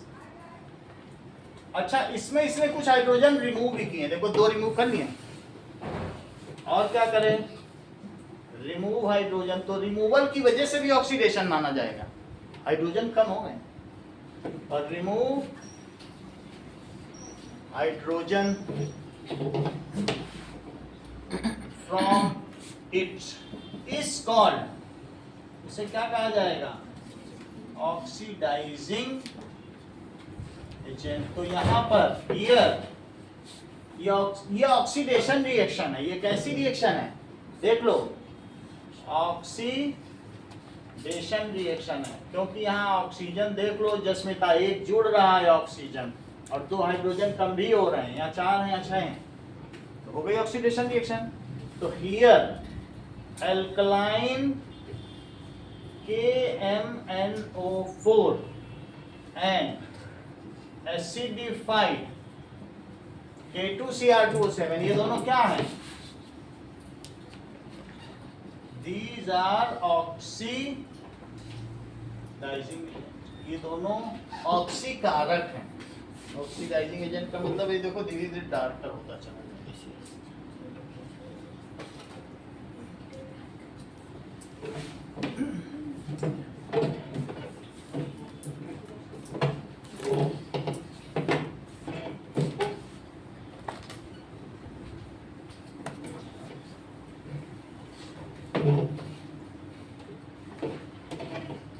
ये जो होता है KMnO4, इसकी बहुत सारी प्रॉपर्टी बना हुआ तो बता दें, ये तो तुम्हें मालूम है, ये क्या है, KMnO4 है, KMnO4, इसमें इतना ऑक्सीजन है कि तुमको सांप काट ले और इसी को मर लो तो वहां उसको कोगुलेट कर देगा ब्लड को, तुमको जिंदा बचा देगा। तो इस 10 रुपए की भले ही डिब्बी आती है, लेकिन काम की बड़ी चीज है। और फिर से समझो, ये देख लीजिए, CH2 और CH2, बोलो ये इथीन होता है, और इसी में क्या ऐड कर दो, KMnO4। तो KMnO4 में इतना ऑक्सीजन है कि वाटर तो रहेगा, और वाटर के साथ इससे O निकलेगा ना, तो ये क्या बना देगा बताओ, ये सब मिलकर CH2 और CH2, एक OH यहाँ जुड़ जाएगा और एक OH यहाँ जुड़ जाएगा इथीन में। ध्यान दीजिए, इसको कहते हैं कफ सिरप, ये घर घर में बनाया जा रहा है, और कई बार कफ सिरप का कलर भी तुमको ऐसा ही दिखता है। अगर ठीक ठीक डाला जाए तो कलरलेस होगा, और अगर मान लीजिए ज्यादा डाल दिया जाएगा तो ये कलर रहेगा। इस रिएजेंट को कहते हैं बेयर्स रिएजेंट। इसका क्या नाम है, तुमको ये बात बताई गई है कि बोलो ये ब्रोमीन वाटर को डिकलराइज करता है, तो आल्सो ये जो अनसैचुरेटेड हाइड्रोकार्बन है दे डिकलराइज बेयर्स, वो मैं आगे फिर से बता दूं। तो ये है कफ सिरप, इसको क्या कहेंगे, इथेन 1,2-डाइऑल। क्या कहेंगे, इथेन 1,2-डाइऑल। और इसका दूसरा नाम क्या है बोलिए, कफ सिरप। और इसका क्या नाम है जो इसमें टेस्टिंग के लिए इस्तेमाल होता है, डबल बॉन्ड की टेस्टिंग के लिए, ये कलरलेस है। ये कैसा है, दैट इज जैसे ब्रोमीन वाटर की टेस्टिंग के लिए बताया था, तो मैंने अभी भी बता दिया। इसका नाम है बेयर्स रिएजेंट। कोने में लिख लो फिर से, अभी जब सैचुरेटेड अनसैचुरेटेड का एक एक्सरसाइज का क्वेश्चन है वहां लिखवाएंगे। अभी हमारे पास बना था तो दिखा दिया। चलो इतनी बात हो गई। अगला टॉपिक देखो, योगात्मक अभिक्रियाएं, एडिशन रिएक्शन। एडिशन रिएक्शन देखो क्या होता है। If a small molecule adds, अगर स्मॉल मॉलिक्यूल किस पे ऐड हो जाए, ठीक है, if small molecule add to unsaturated hydrocarbon,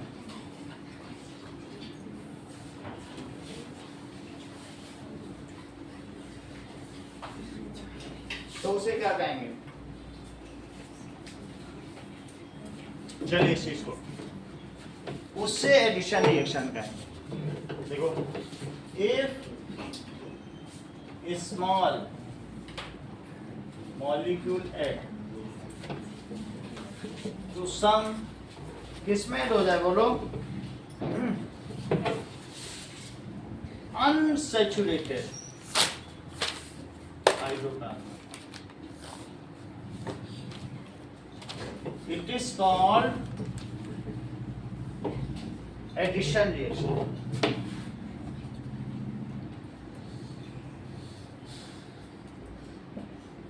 Such molecules कौन कौन से हो सकते हैं? H2, Cl2, H2O, HCl, ये सब छोटा मॉलिक्यूल। अब देखो कि CH2 डबल बॉन्ड CH2 और इसमें H2O डाल दो और डाइल्यूट एसिड कोई भी हो H2SO4, ठीक है, ये डाल दो तो तुमको वाटर मालूम है क्या होता है? HOH होता है। तो एक तरफ CH2 में H जुड़ जाएगा और एक तरफ क्या जुड़ जाएगा? डबल बॉन्ड खुल जाएगा और एक तरफ क्या जुड़ जाएगा बोलो? OH जुड़ जाएगा। निष्का इसका नाम बताओ।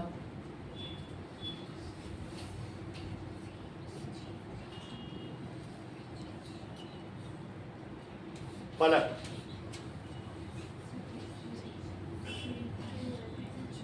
अदिति, पकड़ लिया। CH3 CH2 CH3 CH2, बाकी तो H2 को इधर उधर लगा देंगे ना। और मैं निष्कर्ष एक्सपेक्ट कर रहा था क्योंकि अभी तक इन्होंने इस चैप्टर में एक भी जवाब नहीं दिया, तो मैं सोच रहा था कि आज दे देंगे, सरल था, तो कोई बात नहीं, ठीक है। तो इसका क्या नाम है? इथेन। तो ये जब तुमसे कहा जाएगा 2 नंबर का सवाल है, इथीन से इथेनॉल कैसे बनाओगे, याद रख लेना। हाउ टू मेक इथेनॉल, किससे? इथीन से। सो इसके लिए तुम्हें डाइल्यूट H2SO4 के साथ वाटर ऐड करना पड़ेगा, बन जाएगा। तो इसे लिखो C2H5, सही है। इथीन से क्या बनाया गया? इथेनॉल। सच रिएक्शन, जब मैं तुमसे कहूं कि इथीन है और इससे इथेन कैसे बनाओगे तो बताओ। इथीन से इथेन, ये क्या चीज है बोलो? Ethene to ethanol. और अब क्या बनाने जा रही हो? Ethene to ethane. तो इसके लिए बिना बुक में देखे बताओ, ये निकिल कैटलिस्ट होगा। क्या होगा बोलो? और एक आता है पैलेडियम, ये देख लो, पैलेडियम में हाइड्रोजन एब्जॉर्ब हो जाएगा। पैलेडियम पीडी को कहते हैं, क्या कहते हैं? पीडी भी ले सकते हो, पीटी। इसके बहुत बड़े बड़े मॉलिक्यूल होते हैं, पूरा एलिमेंट, और बीच में छोटा छोटा हाइड्रोजन इसके रह जाता है इंटरस्टिशियल साइज पर, यह हाइड्रोजन। और इसी ये पूरी रॉड डाल दो, हाइड्रोजन का सिलेंडर लाने की जरूरत नहीं है, इसी में हाइड्रोजन अंदर एब्जॉर्ब्ड है। हाइड्रोजन क्या है? बहुत छोटी छोटी साइज है। तो इन्होंने कहा निकिल तो इसका कैटलिस्ट है, और रॉड किसकी रहेगी? पैलेडियम या प्लेटिनम की रॉड में ये एब्जॉर्ब रहेगा। और 200 डिग्री सेल्सियस पर आपको क्या करना पड़ेगा बोलो? 200 डिग्री सेल्सियस पर इसका जब आप कराओगे रिएक्शन तो ये जुड़ जाएगा। क्या देखो क्या जुड़ेगा बताओ? एक H यहां और एक H, इसका नाम बताओ निष्का।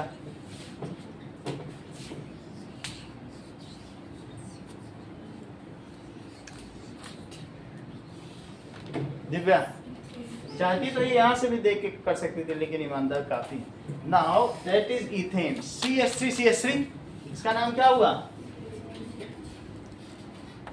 That is ethane. इसमें क्या जुड़ रहा है बताओ? हाइड्रोजन, अगर हाइड्रोजन जुड़े, क्या जुड़े, तो कहना हाइड्रोजिनेशन। ये कौन सी रिएक्शन है? अगर वाटर जुड़े तो हाइड्रेशन। अब बोलो, अगर मान लो क्लोरीन जुड़े तो क्लोरीनेशन, HCl जुड़े तो हाइड्रोक्लोरीनेशन। तो पहले इसका नाम लिखो, इसका क्या नाम है बताओ? Hydrogenation.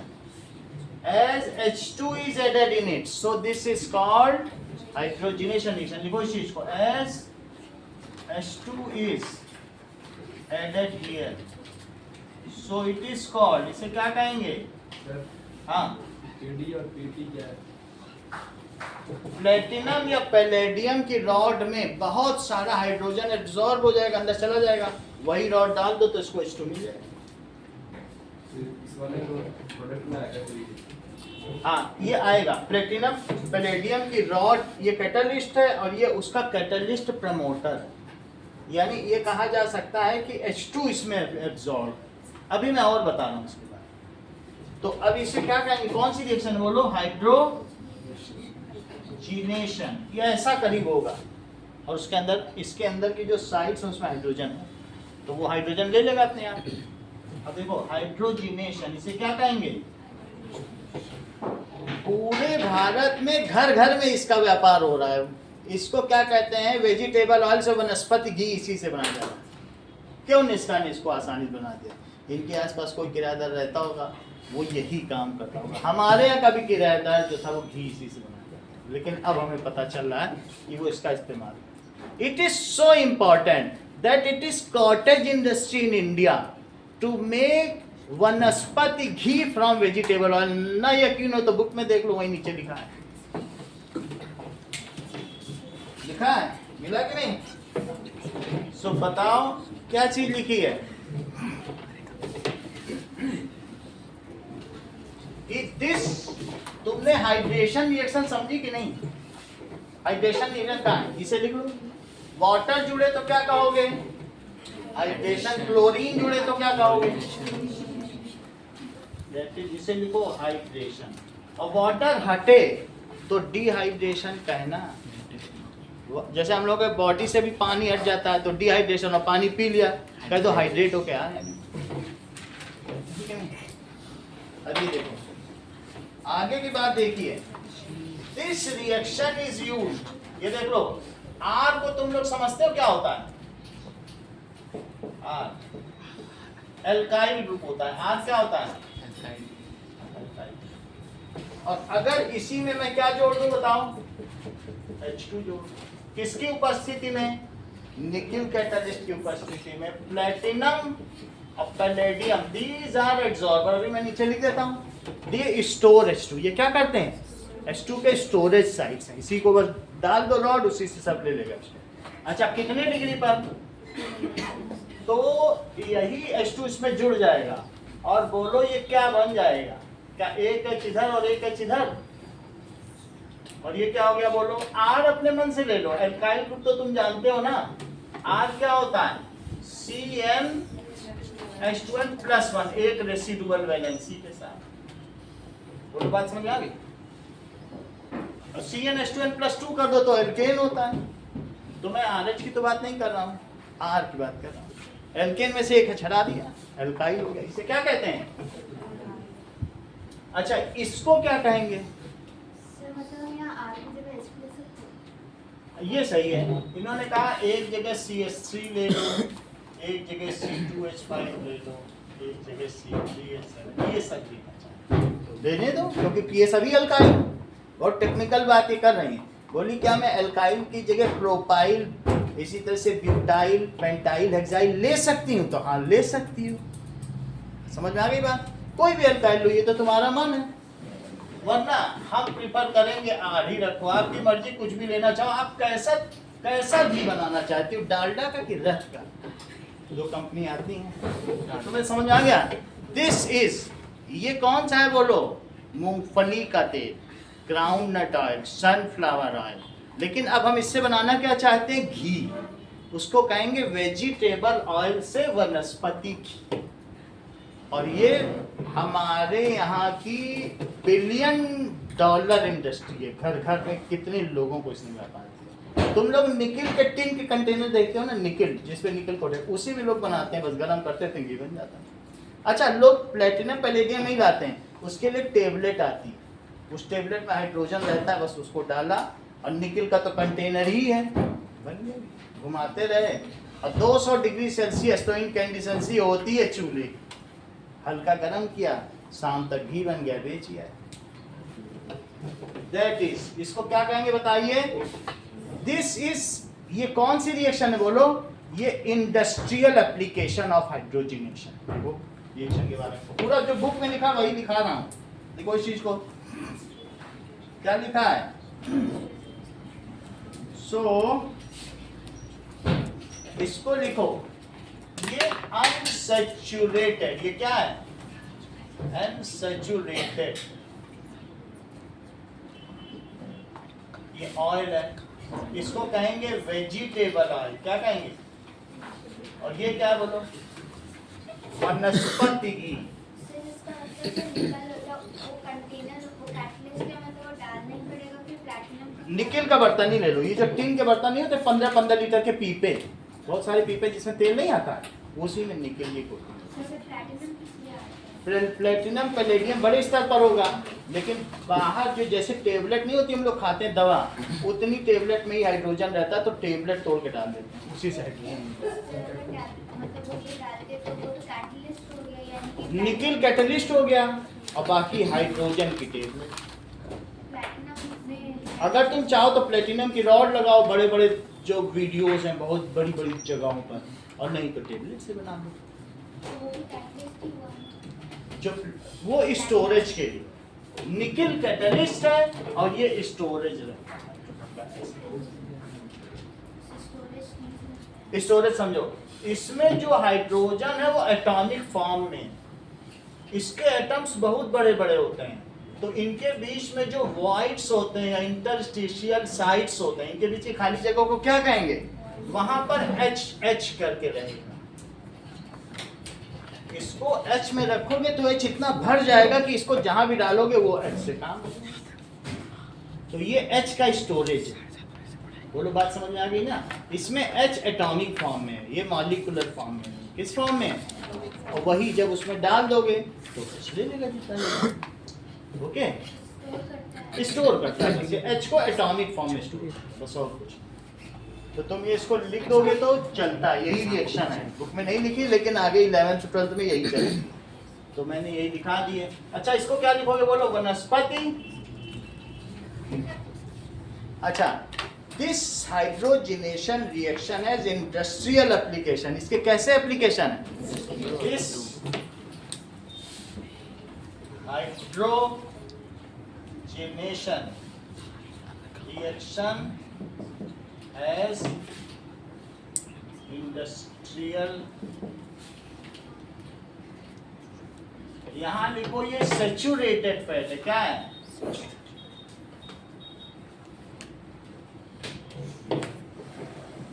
It converts unsaturated oil into saturated fat. बोलो, सैचुरेटेड फैट हमारी बॉडी के लिए अच्छे हैं कि अनसैचुरेटेड ऑयल? करेक्ट, जैसा कि अदिति ने बताया, अनसैचुरेटेड ऑयल, क्योंकि वो पैराफिन है, वो हमारी बॉडी में 10-10 साल तक कोलेस्ट्रॉल ही बनाएंगे। घी खाने का मतलब वो रिएक्टिव, वो पैराफिन है ना, उसकी कोई रिएक्टिविटी है क्या? और जबकि तेल खा लो, तेल की पूड़ी खाओ, सब चीज तेल की, तो वो तुरंत रिएक्टर के सब निकल जाए। तो ऑयल इज हेल्दी, चाहे वो सनफ्लावर ऑयल हो या डबल रिफाइंड ले लो, ग्राउंड नट ऑयल लो, ऑयल इज हेल्दी। हाउएवर जो घी है वो क्या हेल्दी होगा? समझ में आ गया? इस चीज को हम यहाँ लिख देंगे, ये क्वेश्चन भी है बुक का कि which is healthy, butter healthy है कि कुकिंग ऑयल? बोलो, क्योंकि बटर तो फैट हो गया, सैचुरेटेड फैट, सही। चलो, तो हाइड्रोजनेशन रिएक्शन है एक रिएक्शन, और देखेंगे कौन सी रिएक्शन है। जब तक सफाई हो रही हमारा भी काम हो जाएगा। पानी तो उसी से आ रहा, कोई दिक्कत नहीं। अब देखो क्या होता है? बोलो तो कैटलिस्ट क्या होता है? कैटलिस्ट का मतलब है कि जैसे अभी क्या है कैटलिस्ट का मतलब समझो anything which increases the speed of reaction is called catalyst. Catalyst क्या होता है? समथिंग एनी केमिकल या substance which increases the rate of reaction is called catalyst. It provides alternate pathway. ये क्या करेगा? ये देखो pathway. अब कमरे भी की भी कितनी किस्मत है, पोटेशियम पर मैग्नेट सबसे अच्छा लगेगा। सही है बड़ी बात की नहीं। अब जरा देखो it provides alternate pathway for reaction. फिर से समझो इस चीज को, सुनिए। मान लो तुमसे मैं कहूं ये देखो N2 देखो, N2 समझते हो? अच्छा H समझो, H H H और ये क्या है?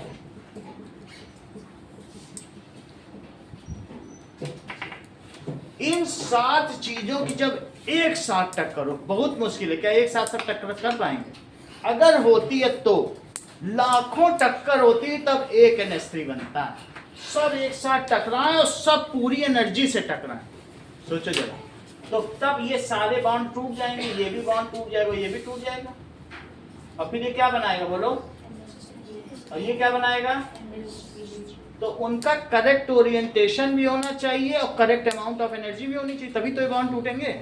निकिल कहता है ऐसा मत करो, निकिल नाइट्रोजन से कहता है अरे तुम आए हो, आओ मेरे ऊपर बैठ जाओ और अपने बॉन्ड तोड़ दो, आराम से बैठो। हाइड्रोजन से कहता है अच्छा तुम्हें भी आना, आ जाओ, तुम भी बैठ जाओ मेरे चारों ओर, अच्छा अब तुम लोग NH3 बना के जाओ, निकल लो। बोलो अल्टरनेट पाथ पे दिया कि नहीं? और नहीं तो कहाँ ऐसा ओरिएंटेशन होता? मान लो मैं ये कहूँ हर्षिता से कि तुम अगर जिले में टॉप करोगी तुमको बाइक मिलेगी, तो कहेंगे कहाँ ना होगा नौमन तेल और ना राधा नाचेगी, ये तो नाचने से नहीं, कहेंगे कहाँ हम बाइक के लिए काम जिले में टॉप करेंगे। तो फिर मैं इनसे कहूँगा अच्छा एक सवाल करो 5 रुपए मिलेगा तुम्हें, तो ये कर लेंगे। मैं इनको अल्टरनेट पाथवे दे रहा हूँ, मैं इनको एक ऐसा पाथवे दे रहा हूँ जो इनको इजियर लगे, लेकिन वो जो छोटे छोटे स्टेप्स हैं it will lead to same goal. बोलो बात सही कि नहीं?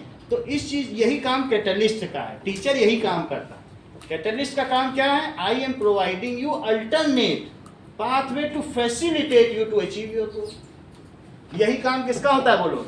अगर मान लीजिए उसको इतनी एनर्जी चाहिए वहां से वहां जाने के लिए, रिएक्टेंट से प्रोडक्ट के लिए, तो वो इधर से पास करवाते हैं, कहते हैं यहाँ से जाओ, ये आसान है। बोलो बात समझ में आ गई? और उससे रेट ऑफ रिएक्शन बढ़ जाती है। ओके, तो एक लास्ट और चीज बता दें, कैटलिस्ट तो तुमको समझ में आ गया, निकिल क्या है? कैटलिस्ट है। Catalyst is neither consumed in the reaction. Catalyst वो होता है जो रिएक्शन में सबसे पहले जब फैक्ट्री बनती है तब निकल डाल दिया जाता है और उनके दादे पुरखे पोते सब इस्तेमाल करते रहते हैं, फिर निकल नहीं डालना पड़ता। वो कैटलिस्ट सिर्फ अपने ऊपर आता है, अच्छा बन गया निकल जाओ, दूसरे आओ बनो निकलो। हमारे से होते हुए बच्चे फर्स्ट आते जा रहे हैं, हम वहीं के वहीं हैं। कैटलिस्ट कम या ज्यादा नहीं होता, कम ज्यादा हो सकता है क्या? This is the pathway through which you pass and succeed, इसी को कैटलिस्ट कहते हैं। बोलो बात समझ में आ गई? It is neither consumed in the reaction, और ना इसमें कुछ होता है, कुछ होता है। अगली चीज समझो, तुमने अभी तक 3 कौन कौन सी रिएक्शन समझ ली बताओ जरा? कंबशन और that is addition reaction. Addition reaction में हाइड्रोजिनेशन है। What does it mean by hydrogenation की डेफिनेशन बताओ। बोलो सरोज, हाइड्रोजिनेशन की डेफिनेशन बताओ। To unsaturated compound hydrocarbon it is called. देखो इस चीज को, हाइड्रोजिनेशन क्या है ये भी पूछा जाता है।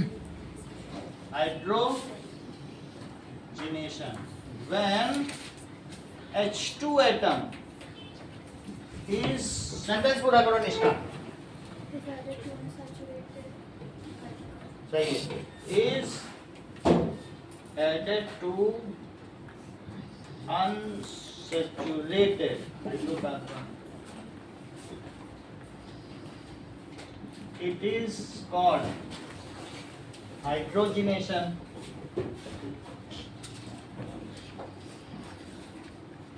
It has industrial application. ये सेंटेंस तो समझो तुम्हारे अगले एग्जाम में रहेगा ही रहेगा, ये क्वेश्चन आना ही आना है. It has इंडस्ट्रियल, इसके औद्योगिक उपयोग है. एप्लीकेशन, क्या एप्लीकेशन है? टू कन्वर्ट, जस्मिता सेंटेंस पूरा करो. टू कन्वर्ट, किसको किस में कन्वर्ट करता है? बताते नहीं हो, ज्योत्सना बताओ, किसको किस में कन्वर्ट करता है?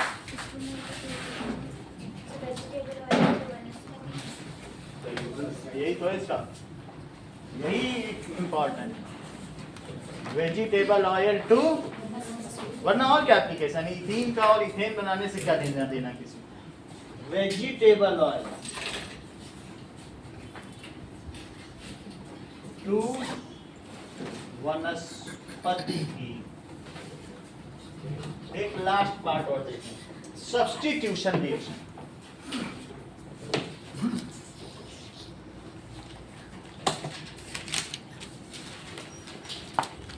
सब्स्टिट्यूशन रिएक्शन क्या होती है बताओ? प्रतिस्थापन अभिक्रिया. ये योगात्मक अभिक्रिया थी और ये क्या थी? प्रतिस्थापन. एक चीज हटा के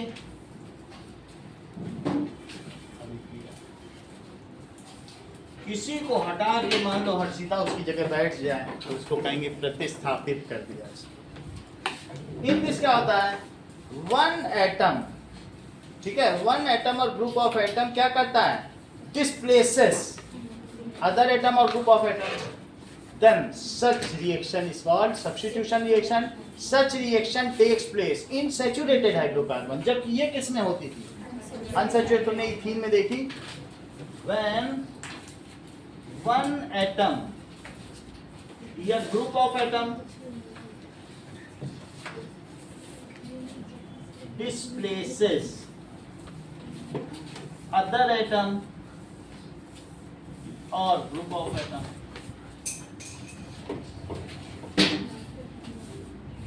then it is called substitution reaction.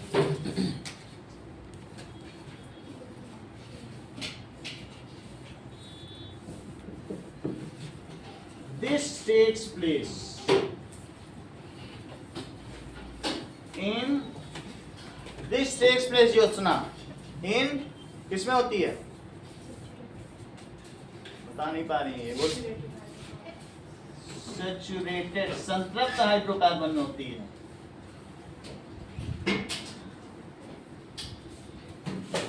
फिर से समझो, अभी बताता हूं. देखिए, मान लीजिए CH4 लो, मीथेन, और मीथेन में Cl2 से रिएक्शन इन्होंने कराई होगी, Cl2 से कराई है, दैट इज Cl2. सही है? तो अब Cl2 से रिएक्शन का तुम मतलब क्या समझते हो बताओ? Cl ले लो, ये H इस Cl के साथ बॉन्ड बना के निकल जाए, ये H हट जाए अपनी जगह से, चाहे किसी भी वजह से हटे. सही है कि नहीं? तो HCl बन गया तो ये जगह खाली हो गई कि नहीं? बोलो, ये सैचुरेटेड है. सैचुरेटेड का मतलब है सिंगल बॉन्ड, डबल बॉन्ड होता है तो अनसैचुरेटेड कहते हैं. ठीक है? तो अब ये HCl निकल गया तो फिर क्या हो सकता है बताओ? यहाँ Cl लग गया और ये क्या बन गया? ऐसा अल्ट्रावायलेट रेज में होगा. किस रेडिएशंस में होगा? यूवी रेज लिखो. सही है? और इससे बनने वाले प्रोडक्ट का नाम बताओ. क्लोरोमीथेन बन गया. क्लोरो, अगर ये रिएक्शन और आगे बढ़ती रही, ये रिएक्शन यहाँ रुकेगी नहीं. अगर मान लो इसको और Cl2 दोगे तो क्या होगा बताओ? और Cl2 दो, HCl तो निकल गया ना, और Cl2 और UV रेज, तो एक HCl और निकल जाएगा, ये H एक Cl से मिलके निकल जाएगा, और अब क्या बनेगा बताओ, डाइक्लोरोमीथेन, क्या बनेगा, डाइक्लोरोमीथेन। ठीक है, अगर इसी को और HCl2 दिया जाए तो बोलो क्या बनेगा, दैट इज C एक Cl, Cl और Cl और एक H, इसी को क्लोरोफॉर्म एनेस्थीसिया या निश्चेतक कहते हैं। तो इससे बेहोशी दी जाती है। महारानी विक्टोरिया को प्रेगनेंसी के दौरान यही दिया गया था जब उनका बच्चा पैदा हुआ, सही है, लेकिन आजकल ये माना जाता है कि पॉइजनस है तो किसी को दिया नहीं जाता, बट ये एनेस्थीसिया, इसको क्या कहते हैं, CH, इसका नाम क्या है बोलो, क्लोरोफॉर्म। तो इसके लिए क्या यूज किया जाता है? क्लोरोफॉर्म किसी को जब तुमको डाइसेक्शन के लिए मेढक दिया जाता है तो उसको सुंगा दिया जाता है, और फिर उसको आप चीर फाड़ करके उसके नंग संग देखते हो, करते हो कि नहीं करते हो, या 9th में किया हुआ है 10th में करो, कभी न कभी तो करोगे। सर मतलब कि ये अगर पॉइजन था तो फिर इसके बदले क्या देते हैं?